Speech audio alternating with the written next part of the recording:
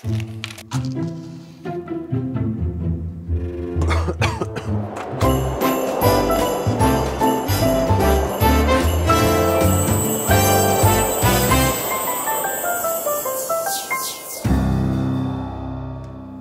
is day 5 out of our 24 days of random awesomeness. And by the way, if you ask yourself what this is, well, this is actually I don't know if that's a German tradition, but this is like a sting cone, smoke cone thing. Those things you light up and they tend to stink, and then afterwards the whole house stinks of smoke. Yeah, that's what this is. Let's get right into our bag for the day. A bag that I showed you off to yesterday already, so you might have seen what is in there. It is quite big, it is very lightweight, there is not much to it, not much weight, and yeah, let's open this up. And if you have seen yesterday's show, you saw that, maybe you saw already what it is, but this was basically a hobby that I had for years when I was young. And let's see if we can get this out. And I thought today I will take out everything and then I start talking about it, because it just makes things easier. Well, this was my hobby when I was 16, I think. Model rockets. And I built them from kits. I built them from scratch, like this one. This is a Little Joe rocket. I think they were testing the actual capsule of the Saturn V with those sort of rockets. And this is all scrap made. Yeah, I used, like, you know, toilet paper rolls and other cardboard rolls and some balsa wood, and you know, those are the rockets where you put this little rocket motor in, and then you shoot them off, and then at the top they blow up, and then there is supposedly a parachute coming out. And basically this one launched a couple of times and it worked pretty well. Well, you see it's cracked, so it had some landing issues. But well, let's get out all of them first, because I think there are quite a lot. And I also have like a whole box standing next to me with more of those, because they won't fit all in this bag.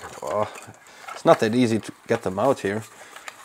It wasn't the best idea of Santa putting stuff in bags, especially not when they're unpacked and already set up or built like this one. So you see, this is, of course, well, there's a part missing, but this is the launch system of a space shuttle. Let's put it here. And you know what? I will put the bag next to me and I will take out each piece separately. Now that's way easier, I think. You see, that's the matching thing that was missing.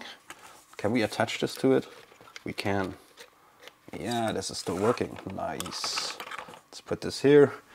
Next one will be also will be like kind of the same thing, but this is without the main units, the main rockets. This is just the glider, the space shuttle glider, Atlantis. That's basically the one that is still on display at the Kennedy Space Center in Florida.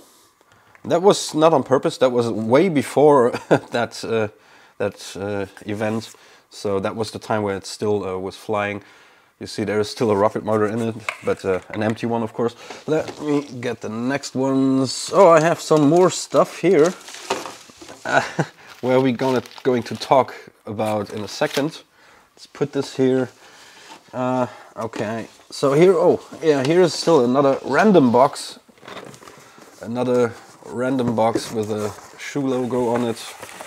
There's another little rocket in there. Let's see, yeah. Oh, with a tracking sensor even. There was this little thing, which basically I think was just like a beeper thing that beeps very loud, so you can hear it when it comes down somewhere in near the forest. And yeah, okay, nice. Let's put this next here. Here's a whole box of random stuff. Here's like still one of those Estes parachutes for $3.79. It costs, probably in the year. Well, it must be in the 90s somewhere. This is packing material of some of the rocket motors. Here's still a piece of electric motor, electric igniter. Okay, these are okay. what is this? Well, this does not belong in here. So so as this is probably, oh, I have to put this aside. You know what this is?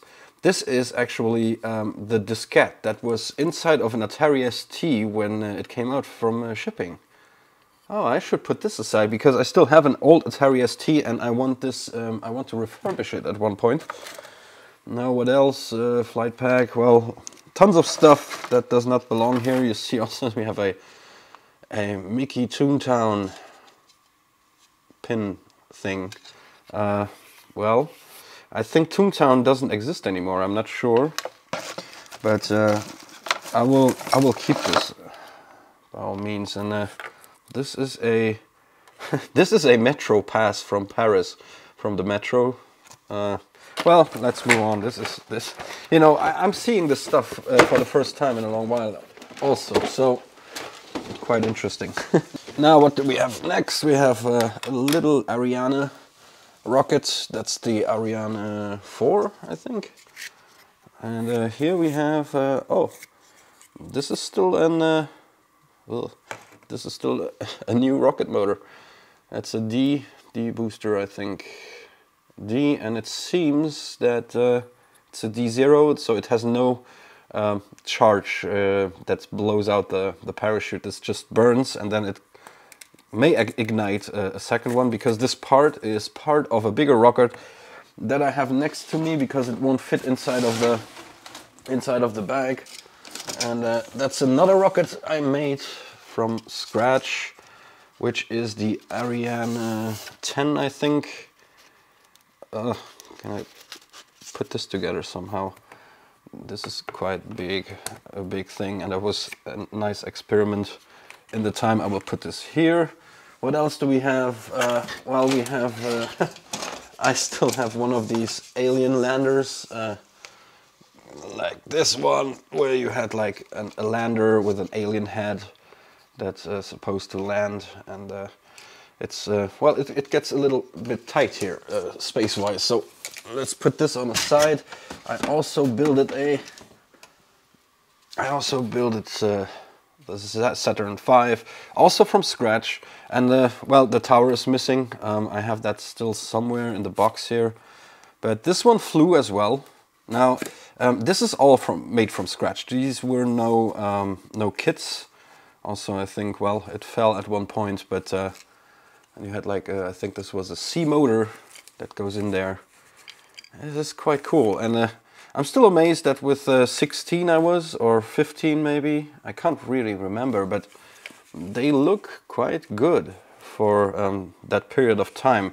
You know, without having a laser cutter and without having anything. This was like you know, cardboard, balsa wood, and an X-Acto knife. But hey, it looks quite nice. Here's an early model, very early. There is not much left of it. Just came in mind that I forgot, actually. I still have a whole book with all the rocket stuff that I was collecting in the time, because I was like member of that club. There was an Estes club, I think, and they sent you yeah, they sent you a colored nice book every month. And oh wow, look at this. This is from 1994, admission to the Kennedy Space Center in Florida, the Red Gate Tour, or Red Tour Gate 1, Gate A. Nice. Still have that spaceport logo, the old logo. Pretty neat. Still a sticky tape, a piece of sticky tape that I was taping this to the wall at one point. Let's put this away. As I said, there is pretty much stuff, you know. Let's get to this one. Well, also a completely built from scratch rocket. I even printed out, can you see this? Focus! I even printed out the logos and stuff. And yeah, I think that was still with an inkjet. You see that the colors are faded a little. And this was basically an experiment because I wanted to have it a double stage or two stage rocket. So you had this one with the D motor in it, and then it blew that part off and it ignited a second engine, and yeah, and that one would pop the parachute out. And if I remember correct, I lit this once, and it separated on the pad into multiple pieces and flew through our backyard. And don't know if it was that rocket that set my neighbor's apple tree on fire, but that happened. And I remember my dad rushing over with a water hose, watering down the tree, and he had to bring my neighbor a 6-pack of beer as an excuse. Let's put this down here so we have a little bit more space. Now this is actually the model of the bigger rocket I just showed you, the Ariana 10, I think. Then we have the glider. We have Atlantis with a C motor. And you see that this pops off like this, and then usually you would have your parachute in there, and this is attached to a rubber, which basically is just torn up because it's pretty old. It is all this stuff is out of the, well, early 90s, I would say, early to mid 90s. So this was a kit. My dad brought me from Florida. As you know, I'm living in Europe, so he had to bring this overseas, which wasn't that easy than going to the store and buying it. Same with this one. This actually was quite interesting. I think it flew twice. You had like the main motor in here, which is not that realistic, but that was the easiest way. You needed these because else you don't have the stability in air. So you put in a C motor, and that's exactly what happened then. So this was separating in midair, and this popped out with the parachute, came down on a parachute, while the glider was made to glide, so it glided in a circular motion back to Earth, I would say. Pretty neat model as well. I don't know if they're still making those. Still, you have a lot of nice detail going on the shuttle and also on the rocket itself. It is a little bit torn up. You could give it a little careful wash. Also, I think I tried to make this like, when did I do this? Because this is still the white tank, not the brownish one. That was probably one of the first launches that I tried to recreate, because after that they stopped painting the midsection, the fuel tank, because it saved them a lot of weight. And as you can see, this is Space Shuttle Columbia. So it was, well, way before the big incident that happened. Now let's put this on the side as well. Have a little bit more space. Okay. Now we have this one. I think this was like one of the last models I built it. This, of course, is not a commercial rocket. This was mounted underneath a jet, probably. And you see that when I open this up, there is still this little thing attached. I remember there was a kind of a pointy thing you have in your hand, like a, I call it pallet launcher right now.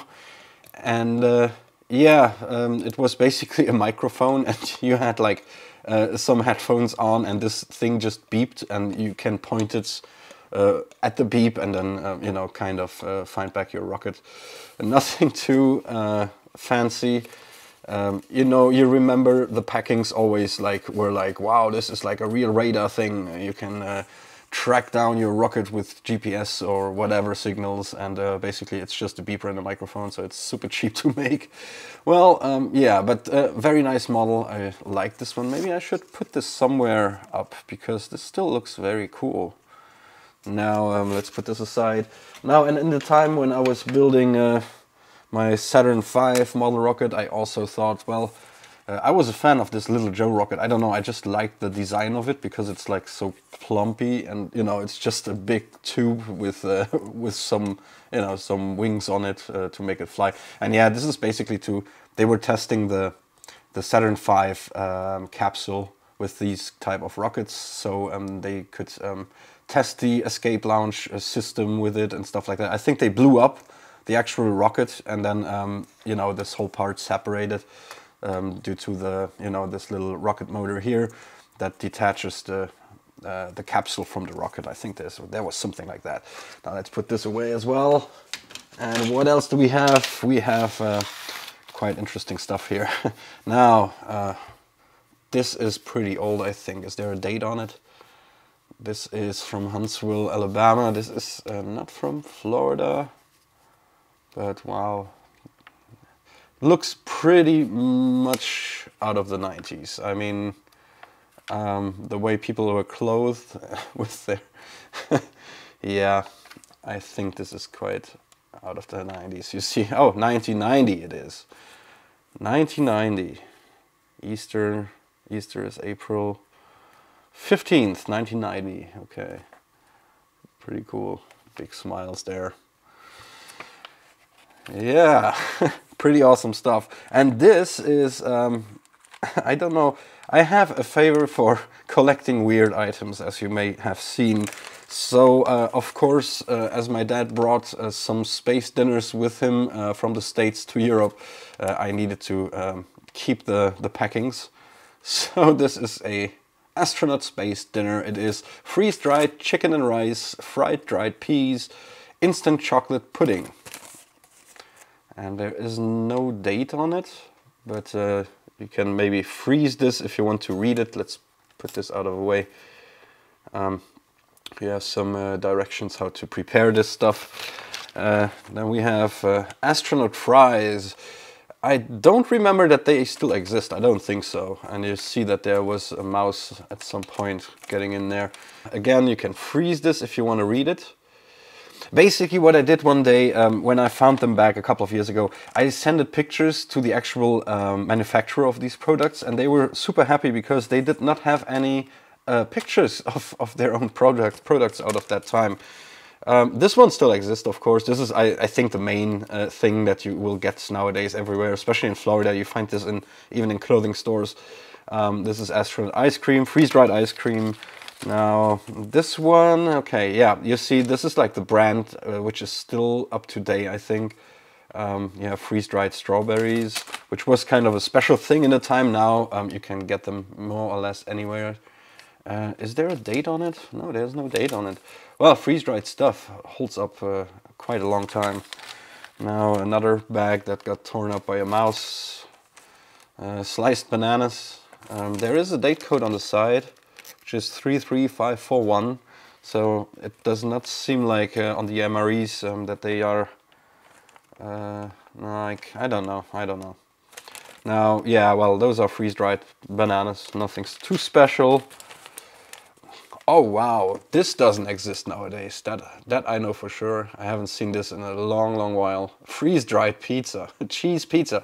There was like a big trend 1 year ago or two about the new MREs that have a slice of pepperoni pizza in there, and that somehow got viral, so everybody tried to get one of these menus. And yeah, they already had it in the mid-90s, the Action Snacks cheese pizza, freeze-dried cheese pizza, and they see the ingredients list. What was in there? Well, basically not too much weird stuff. I mean, well, when it gets freeze-dried, you don't need too much of preservatives, right?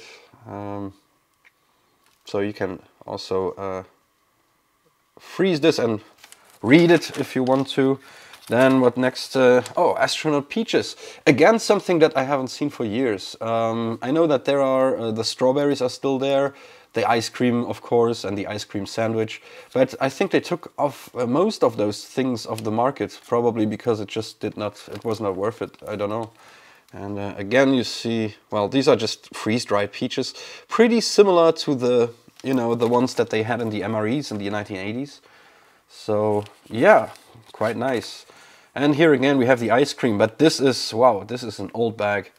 This is like before it became like a normal thing. I think in that time you could only buy this in the actual Space Center. And this must be pretty old. There's another date code, which is 06401V1. I don't know, but this is still, well, it was not produced in Florida, but it's probably the distributor. And they have like the ingredients and everything. So you can also freeze this if you want to read it. Pretty neat. A little confusing today because we had a lot of little stuff, you know, to show. But I think this is quite interesting. This is quite interesting stuff. Now I hope you enjoyed. Let's have a peek to tomorrow's video. Let's grab the next bag of tomorrow. And it is big. It is light. And it sounds like trash. I will put this away right away. And yeah, I hope you enjoyed. And I see you tomorrow. I'm looking forward kind of for tomorrow because it is the 6th of December. So it's St. Nicholas Day, which is a bit bigger here in Europe than it is in the US, I think. And yeah, I will have something a bit weird to show you. Until then, see ya.